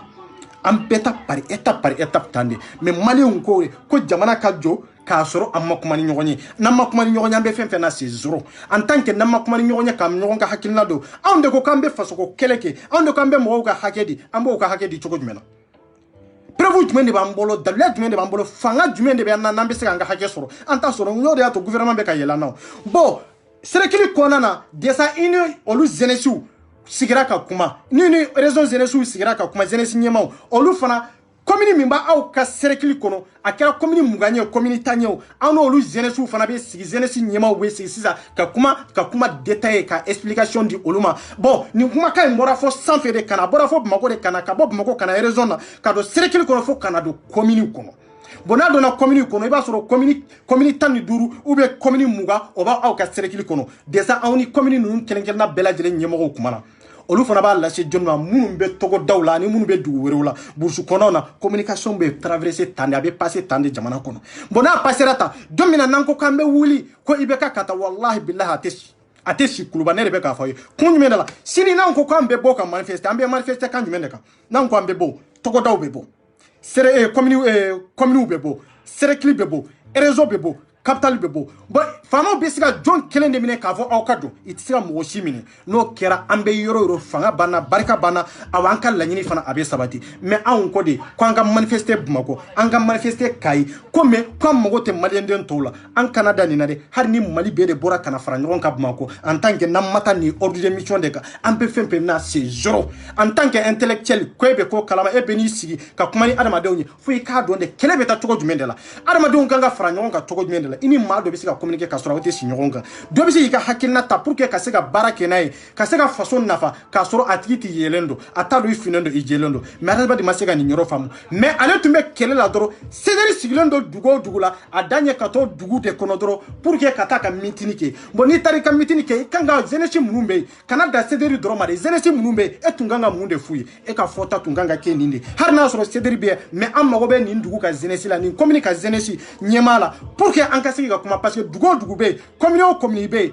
ɲɛmaa dɔ de bɛ yen c'est ça la vérité présidentielle lajɛ kɛ IBK an ko ko gɛlɛya fɛn fɛn bɛ Mali la ko IBK tɛ ka a ma don a la kun jumɛn de la IBK ɲɛ bɛ Mali gɛlɛya bɛɛ lajɛlen na ka tɛmɛ ne ni e bɛɛ kan awa a b'a bɛɛ mɛn fana ka tɛmɛ ne ni e bɛɛ kan conseil minnu bɛ IBK bolo baarakɛla minnu bɛ IBK kɔnɔ fo kana fo député la wallahi bɛɛ b'a kalama kelen-kelen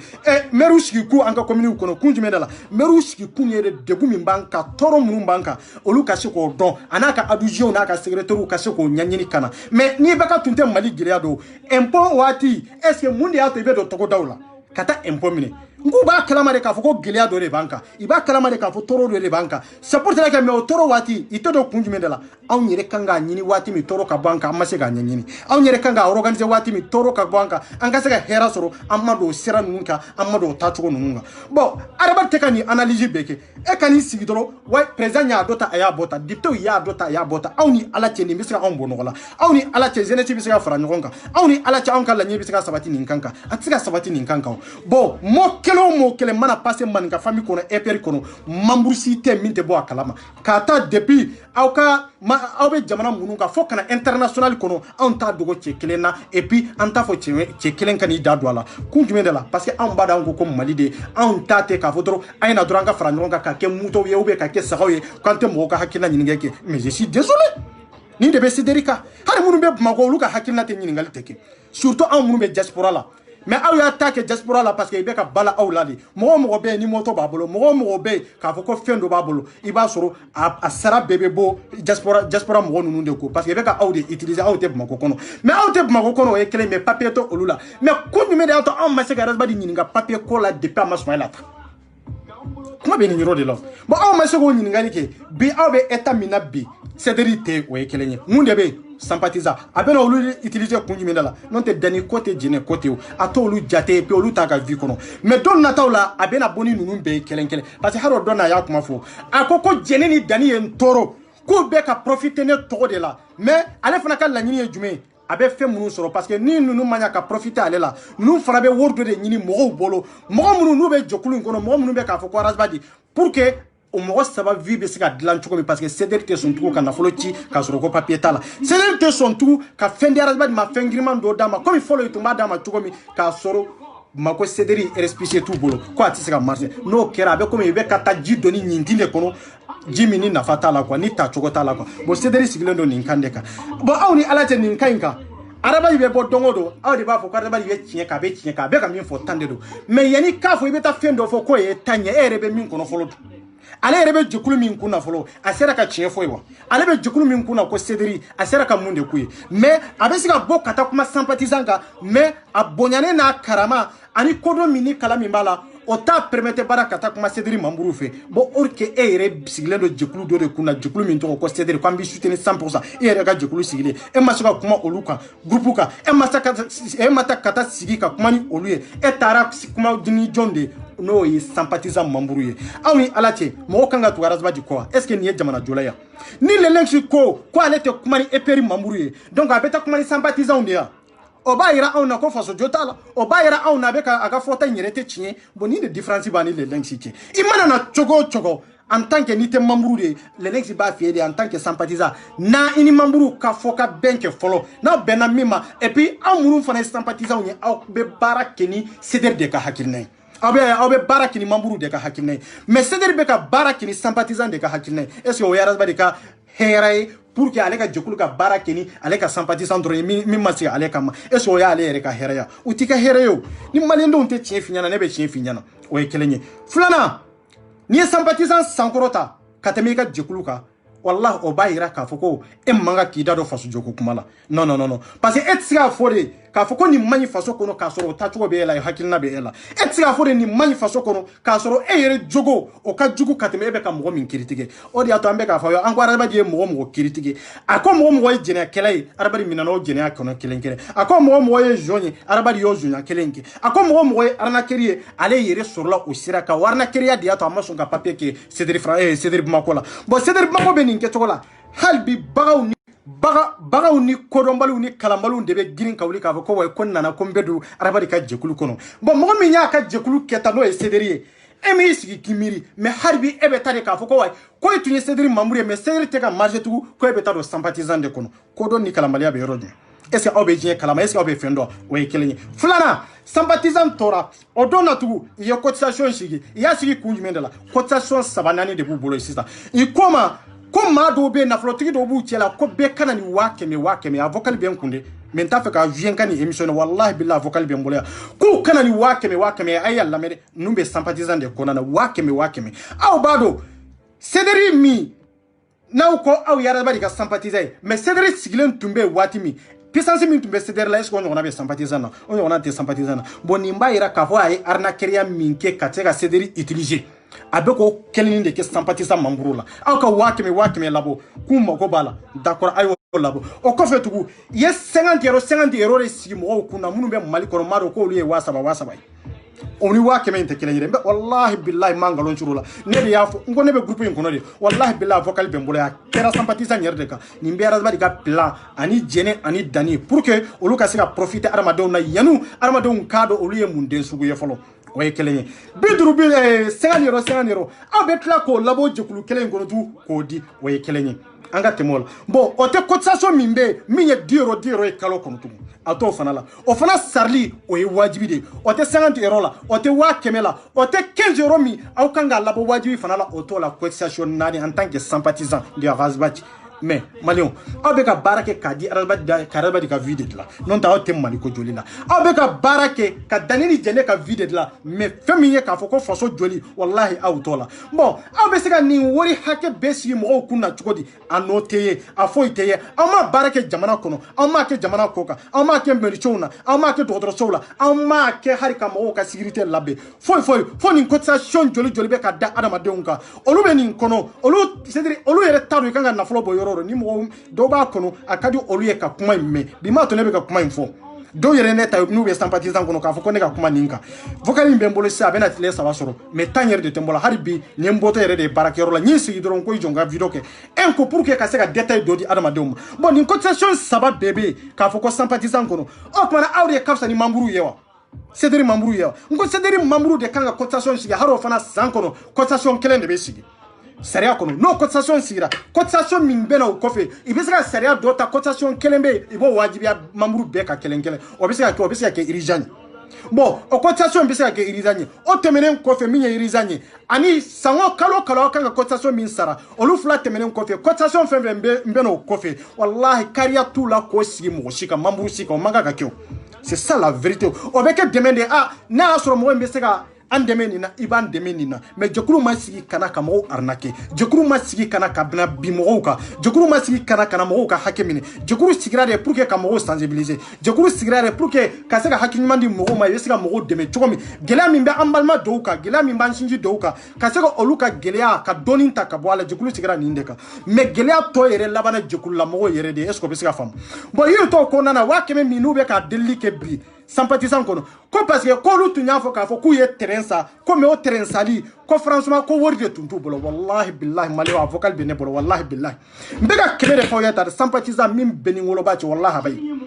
wallahi n bɛ ka kɛmɛ de fɔ aw ye tan bon aw ko aw bɔra k'a fɔ maliyɛndenw ye k'a fɔ ko wa ko aw ye dugukolo san fo ka terrain jɔ bon bitugu aw taara nin fɔ groupe kan k'a fɔ ko wa ko vraiment ko fiɲɛ t'aw bolo ko parce que ko aw mago b'a la aw kana maloya aw mago b'a la muru ye 500 promesse ta aw ɲɛ a ye feere ɲini aw kana n'a ye joona joona an mago b'a la dɔ y'a promesse ta ni se sɔrɔla ɲɛ ou bien n'a kɛra ta an bɛ feere ɲini an bɛ 500 di mais i y'a kɛ jagoya fana ye mɔgɔw kan a vocal bɛ n bolo yan wallahi billahi voilà comme min ka fɛn scanner fɔlɔ k'a connecter n ka ordinateur la n nana dɔrɔn n sigira bon n donna video kɔnɔ ten bon aw ni ala cɛ 500 o bɛ taa kɛ mun de bon aw de ko k'aw ye terrain sa fo k'o joli daminɛ ja wallahi billahi hari terrain ma sa fɔlɔ maliyɛn dɔw billahi hari terrain ma sa fɔlɔ o 500 min bɛ bɔ mɔgɔ hakɛ min bɛ sympathisant kɔnɔ a bɛ taa fɔ maa 200 ni kɔ la o maa 200 ni kɔ bɛɛ bɛ 50 euros sara 50 euros a y'a calculer n'a kɛra maa 50 bɛ Faransi yan ou bien maa 100 bɛ Faransi yan o 50 euros bɛɛ bɛ joli ma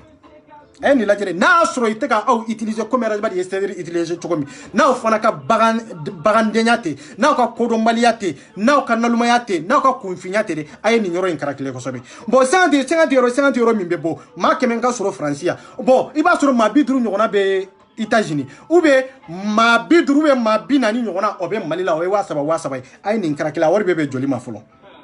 o ye kelen ye bon 10 euros min fana bɛ yen kalo o kalo a bɛ min labɔ bon san 2 in kɔnɔ aw ye 10 euros min labɔ o wari taara di jɔn de ma a donna fɛn jumɛn de la nafa jumɛn de jara a jɔyɔrɔ ye jumɛn o tuma o ma don dugukolo la tugun o wari taara yɔrɔ min aw tun kan k'o de sɛgɛsɛgɛ fɔlɔ k'o dɔn bon 15 euros min fana bɛna bɔ nin kɔfɛ n y'o de fɔ aw ye sa n ko c'est-à-dire adamaden n'i ma se ka fɛn dɔn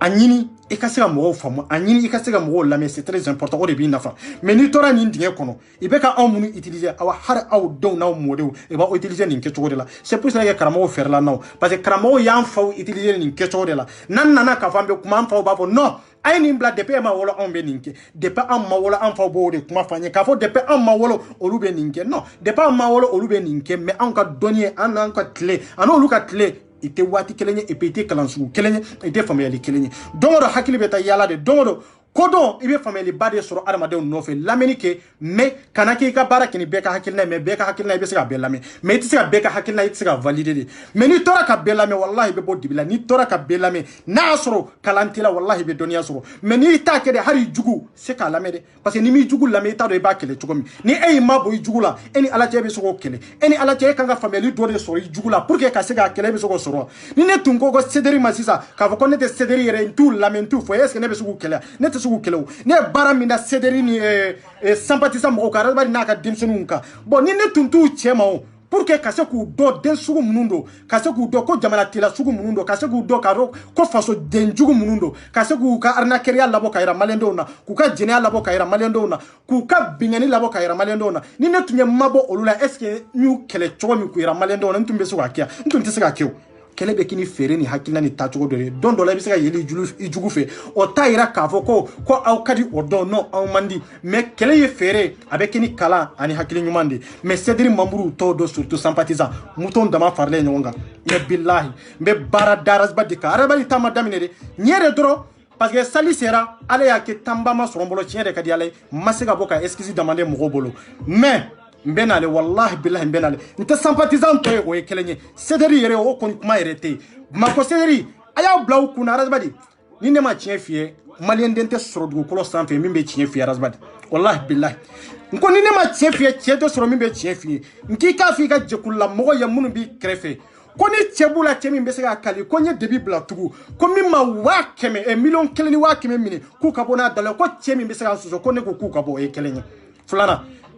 ku kabo ko soso malien be kado ka foko wa ko tiens la yaras 24 de manti ni wori ko na ko ngalo do nkombe bona dalle sta ngone te nyama denye ko yaras ba di bini jo grand dossier la chugo mi ka tafo dabra la ka soro prévu tableau dalle ya tableau de ngoni chemi be se ka soso na soro che be se ka soso ikamamburu bela jele ani kam mo mu communication de CDP Bamako amuru be nyon kay da ba di ka demse nununde non de pia nununte o dai nunu jene nununte o no oluka dogon sa parce que itani sigidoro kafo itai dabare min kadi dai bafo no on bena kamgo la famille on tia kamgo tromper on tia kamgo arna kele on be ande kamgo la famille horonya ni dambe kama nanga dignité kama on be ande kama mo te dorme damma na nyere ma di mo te sega damma c'est comme anya di cedere ma jomi mais cedere ma di on ma ima joro ya on yefana ngoni chebe be sega ni moyen de manti na so ere dalen bala rasba di kafo ko ikam mamburu kuma wa keme million keleni wa keme mine ko ma mine de eka prison da uka kuka boka demanti na so chebu shuru la kuka demanti nu ya demanti ngombe bona eka dagati ibu nyininga tu ko ma joli de baraka yero daene mente kuma de nyore fo a viro be mbolo ya baraka yero viro be mbolo arba ye traye kabansa wallahi billahi mbena ijo nga photo do ira wala yango voilà donc kono be boli wallahi billahi mo bi krefe mun kono be boli bi wallahi e ko nyaw de fazan ko dimission be randi ça ne 24 de do wallahi billahi dimission be randi voilà e ko nyininga ko jonunde tara baraka yero wero daile nuni mo wero be ka baraka e kunka ka so eta kalam ba munum bi ko est ce que luwe nin kalama dia ita kalama o dia tombe ka fo yongo man ga famille ay fara on na c'est très important anya benna attends nta fait vidéo en jouer quoi vidéo ni a jouer wati masé quoi anya benni nare a ko ni ene ko jonde ni mbaraka yoro indaila ka prison da ka moka ko yeni mbaraka yoro indaila kunjumendela karasbadi oni rabadi be ka baraka nyon fe nyode faza ngwarasbadi yen na masa fara de blai senkro meito kalama wallahi ni 24 te chete sur min ba fi wallahi billahi ko jonde ni baraka yoro indaile ni e ko nyini ngata ko jonde ni baraka yoro indaile horo nyani dambe kama wallahi ni ne manya ka bole lenksi ko ne be bo akode me billahi ne ta tare ne ba fo de tiela ne be dimson randi ne beta mais ne te le lenksi des enfants kin sigi ka plan tracé à kokoro ka fombe le lenksi fait dabrala ne ka dignité te permettre ko ke hani ne beta domi ne ba yara maniga famille ne de nana awane de tara c'est ça la vérité ni ame ka fo ko teba koro ni ame ka fo horo laydu tigi nin ke choko de do ori ato ni me chama be barala nyo fe gerlem bila horo te dambe tigi ute e chama ne be mo joli muni ye barake wero daile awa ini journaliste wero be ka barake nyo fe awa ini fonctionnaire wero be ka barake nyo fe mais ka sababu ke be arasbadi krefe mais eta kalama mais ka muto munumbe eske be nindoa ita do ango viro be mbolo ya nyode fongo bingo kono boli be domine billahi arasbadi ku ka boy kinga wori ko yika soso folo awa ni sizo mi vle ni ne ka dorme ba kono ne 24 wallahi ama jone ko de ne ka dorme be ni sizo en kono awa hari suina ni sizo be barake awa ni nyona joli de be mbe mindo ni be ka arasbadi kunka me bachi bo kalama ato kalamo bo awde ko ka mbe ka bachi kele kasoro bachi rete fen kalama no fe mo te fen kalama kasoro bati reka no fe mo kan na folo be bo mo munun ko oya awndi c'est ça la vérité ante chef fo nyanga ta kaboya malion video inta fa ka janya kata ko jugu donc sali sera ale ake tambama sorombolo hornya ni dambe kama ka fo ka walmando folimi ni dantala abe yafa ma ala yere jati kama yafa ne kuni yafara bela jelema parce que nete mo ka heni mine o yekelenye flona nyumani juma foranko akera nyano ne aras 24 yafara kelenkelna bela jelena aw kelenkelna bela jela comme ala be jonka kan horonya ka takala do arjine kono togomi o ke togola ne yere fanfela ne ka hakete ciela ate musola wallahi nyake ni ala jadi de kama sirante bagabalite papagate nyake ni ka dankal limania drone de kama o kelenya ranginte ne kono o temenen ko o tanka kelo bali o tanka kritiku o tu bali o tanka atake mo bali mais feminye ya fa kanga ni wati mi nyo ya fa de ni et puis aw ya ne fe min kawla ne kanto mare ne wa ka yafa na ya yafa oyoyi mais aw yere fen kenne lan ko ani nyi mbora min kala mabo min kala ma wallahi billahi nya farama komi alaba ka jonka hornya ka lado arjine kono tugomi awa ne ka hakikelente tino fe kata depuis wati min ambe kelela kata sungalo do ina kanabla ni sungalo na fo kanabla bila ne ka hakete mo kanari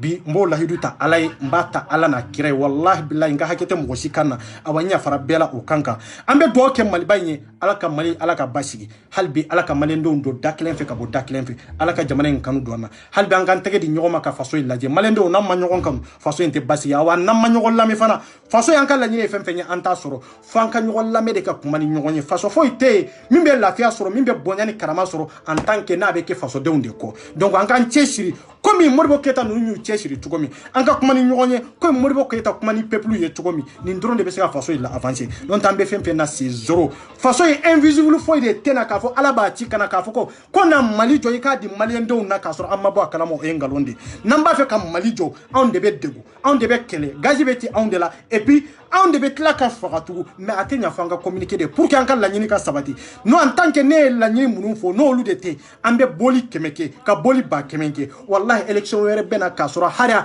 ambe femfe nyini mali kola amanye soro la tugu wallahi ka soro amanye soro la tugu awa femi ya Musa Jawara nunu ye kata ambe nale ante chieto yiga dankari malila o keleni o kuma be ka fo kambe chede to mambe dankari malila non ibe mali de bonya ka malendo de bonya après malendo mbi bonya machite mami kabuni malendo nye folo woye keleni na woye fama woye même ibeka kanga mali de bonya anka shugo bonya mais pour que fama o ka en bonya fankanda bo fanani banani de la c'est ça la vérité mais on te sika to ka fo ambe u fanu banani katla ka fo tu ko lu ka anka hakedi anko fanu banani ka fo ko lu katla ka on non obisika ke choko jumena anka chie fo nyonsa ibeka tali ka dambela jelenye mais pour que ka ibeka lata fanani banani tede ambe communiquer comme nyafo chukomi relation be passa ni chukomi ani nyonjo comme nyafo chukomi awa hal sini no relation kele nana ka fo ko mali jenesi ka ke ninke chukola wallahi billahi anka la nyini abe sabati mali kono ibeka te chuko so hari mo minte ibeka bon jenesi te ka communiquer bon heni be jenesi be duzukuna be bolo ne nyema de be bolo ko ko kungolo be ne de la obe jamana min kono eni ala chambe siga avancer o angala la nyini mi yesi ambe soko soro anti soko soro c'est ça la vérité non te har ne la nyini min fota dipto ba kono on la nyini kele meru ba kono on la nyini kele ministre be do la nyini kele de kono parce que o ye plan mi malien de mabo malien de na beka hakina kele de kuntil na kele bo bebe manifester contre ibeka beta même pour mimba bolo ko we ministre bebe manifester contre ibeka beta mais ante ka kenin ke chokola an yere beka ta choko mina an kala nyini te sabati an banta ke buni be me te sabati parce que fo malendo nga famude ni bente yoro har na so rambe kele yoro la ni maliko kele nana an ka fere nyini ka franjo nga ko maliko kele ke quoi voilà ni kele yoro bani honje o bende malien masega kele privé ni kele public kasoko lu de bonyona jamana ko kele ananga kele personnel malien masega ni de bonyona quoi non te kele personnel ku on a fa jumembe se jamana ko kele on a fa tala ni mo min te sira ni mo min yere te la toy ni jamana ko kele nana ay